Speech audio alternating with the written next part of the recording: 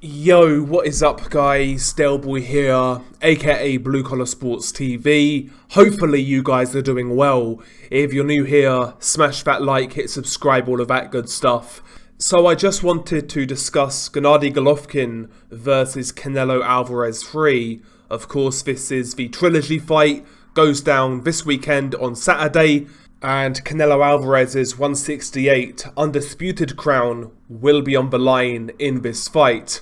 I have to admit, I'm not as hyped for this trilogy fight as I was the first two, due to numerous reasons. Obviously, this whole saga has a lot of baggage, which I am quite frankly bored of at this point in time. Certain aspects of the first two fights I weren't happy with in regards to judging, etc. That sort of thing, as well as, you know, Gennady Golovkin being 40 years old, which could definitely be a factor in this third fight. But I wanted to talk about the age factor in this fight, as well as the weight of both men. Of course, this fight is being contested at 168 pounds. Canelo Alvarez has fought several times at that weight class, whereas Gennady Golovkin, this is his first title fight at 168. So, theoretically, you would look at that and say Canelo Alvarez has more of an advantage at the weight, and I can see why people would come to that conclusion, but I'm going to play devil's advocate in regards to the weight. Let's have a bit of fun. And again, I'm not saying I expect this to be the case, but maybe this could be a possibility. For me personally, ever since Canelo Alvarez has been north of 160 pounds, his punch output isn't as impressive as it once was. I don't believe he's quite as dynamic as he once was. I don't believe his head movement and upper body movement is quite as fluid as it was at 160 and 154. Quite frankly, Canelo at 168 and 175, I just think he looks a lot more clunky, quite frankly. And I know some smart ass out there is going to say, well, look at the results. Yeah, cool. I understand what's written on paper, but look at the fights. You know, Canelo these days usually primarily fights behind a tight high guard, and he'll just walk forwards, throwing single power shots, one shot at a time. We don't see those crazy Canelo Alvarez combinations quite as frequently as we used to do in the lighter weights. And it seems like the extra weight of Canelo Alvarez definitely, whether it slows him down or not, I don't know. But I certainly believe now he is more cautious of his stamina. And I think we saw that in the Dimitri Bivol fight. Now, I've only seen that fight once until very recently. I watched it live at the time, and I watched it again about a week ago. And, you know, at the time, after that fight, my whole thing was, I felt Dimitri Bivol won that fight in second gear.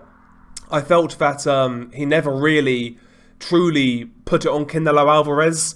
And yeah, he basically won the fight based on his height, his reach, his boxing skills on the outside. And it was pretty routine. But rewatching it, I realised that Canelo Alvarez was a sitting duck in the last 4 or 5 rounds. He was asking to be stopped. I know that sounds hyperbolic, I know that sounds over the top to some people, but go back and watch those last few rounds of that fight. There were times when Canelo was struggling to hold his hands up. I kid you not. When I say he was there to be stopped, I don't mean that he was getting rocked all around the place, because he wasn't really hurt all that much in that fight. But in terms of stamina, he was absolutely spent in the last 4 or 5 rounds, because unlike many fights, in that fight it was Bivol who was setting the pace.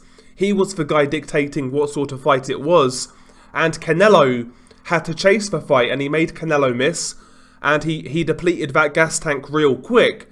And even against Caleb Plant, there were moments in that fight where Canelo looked really pedestrian following Plant around the ring.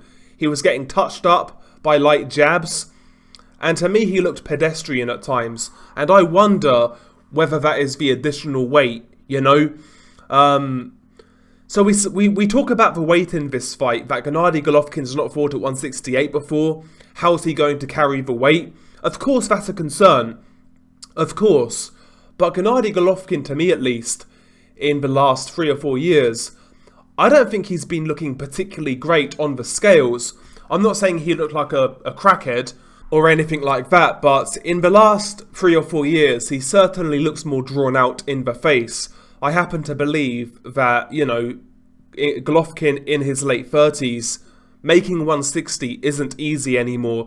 It's a bit of a struggle. So the extra poundage for Gennady Golovkin potentially could be a benefit. Maybe Golovkin at this stage of his career, fighting at 168, is beneficial for his energy, is beneficial for his stamina on fight night, not cutting that extra 8 pounds. Because 8 pounds in boxing is a lot of weight. 8 pounds off a weight cut is pretty significant, right? And if Golovkin can carry that weight and he maintains the same work rate, then that could pose some real problems for Canelo Alvarez. Yes, again, Canelo has got results at 168 and even 175, but has he done it when he's forced to fight at a certain pace? No, the only time really was Dimitri Bivol, where he was chasing the fight, truly chasing the fight. There was no doubt whether he was losing, and he gassed out. What if Golovkin sets a similar pace to the second fight, or first fight for that matter? Doesn't really matter. Can Canelo at 168 keep up with that pace? Can he fight at the same level in which he fought in that second fight? I don't care what people think about that second fight. I actually felt Golovkin won the second fight, but to me, that's the best I've ever seen Canelo Alvarez look. I felt he looked dynamic. I was impressed with his punch output. I felt for the most part he got his tactics spot on, and he had great success in that fight. Can he replicate that at 168, carrying that extra weight? I'm not so sure. Canelo is a pumped up dude, and what I mean by that, I don't think he's a natural 168 pounder. He certainly wasn't a natural light heavyweight. To me, that weight on Canelo, that muscle, to me it looks very artificial. It doesn't look natural. I think he's carrying a lot of artificial muscle, and as a result, in hard fights, that could burn him out. And I think we saw that against Bivol again when he was chasing that fight. So in regards to the weight, I'm not sure that it's necessarily a disadvantage for Gennady Golovkin. Again, it's possible. Maybe he looks terrible carrying the extra weight. It could happen. But I think there's a chance of the flip side happening also. Maybe Golovkin at 168 has, a new lease of life. Let's put it that way. I certainly think it's possible. And let's talk about the age. To me, the age is the more detrimental factor here. That is what is putting me off Gennady Golovkin in this fight. Gennady Golovkin is 40 years old, and that is old for any fighter in boxing, heavyweight or middleweight, whatever. And he's certainly slowing down. I don't think there's any doubt about that. I certainly wouldn't say he's slowed down to the point where you would call him a shot fighter. I mean, we saw that in the Murata fight. He started a little bit ropey, I would say. Murata had success early on, but once he found his rhythm, he was a different level to Ryota Murata. But 40 years old, that's definitely a concern, especially in regards to things like punch resistance, body resistance, reactions. That's really where I've seen it with Gennady Golovkin. It's not so much like durability and power. That is still there with Gennady Golovkin, but for me at least, I just see it in his reactions. He's a split second slower when he rolls with shots. When I say his reflexes are slower, I really mean from a defensive viewpoint. Not so much offensively, because round 3 onwards in the Murata fight, I was actually very impressed with what Golovkin was doing offensively. I liked how he was mixing up his combinations in regards to power. Some shots would be light, and then he would finish the combination with a real hard shot. The variety of his punches was much better. I liked my body work. Offensively, Golovkin looked really good in that fight after like the third round, but I just felt at times he was a little slow to anticipate shots from Morata, and I saw the same thing in the Derevyanchenko fight. So that is a big concern going into this Canelo fight, especially a quick-handed counterpuncher like Canelo, who can take advantage of those sort of openings, I guess I would say. But in regards to the age, yeah, Golovkin is the older man here. He's definitely slowing down, no doubt about it, and more than likely more than Canelo. But let's talk about Canelo. Canelo Alvarez turned pro in 2005 at 15 years old. He's now been pro for 17 years. That's a long, long time. That's a long time. And he's had what's he had, 60 fights? Something like that. He's had his own injuries. He's had his own issues. You know, the knee injury is well documented. Of course, going up and down in weights numerous times throughout his career. And again, I mention it again, the added weight of Canelo above 160, I don't think really suits him that much, to be honest with you. I think we saw that in the B-Roll fight. I think he got away with it at 168 because the level of competition was so poor. But even Caleb Plant gave him a lot of issues. So in regards to the age, yeah, Golovkin is definitely more weathered. But I think we've got to the point now where Canelo certainly isn't getting any better. We've seen the best of Canelo at this point in time. He won't get any better from here. But the question is he himself starting to decline? And I happen to believe he is. Again, I've not seen Canelo look so good since that fight with Golovkin the second time around. I felt at times in that fight, I felt he was magnificent. I really do. I've not seen him look that good since, including in his loss to Dimitri Bivol. So I believe Canelo himself is on the downslide here. I think we've seen the best of him.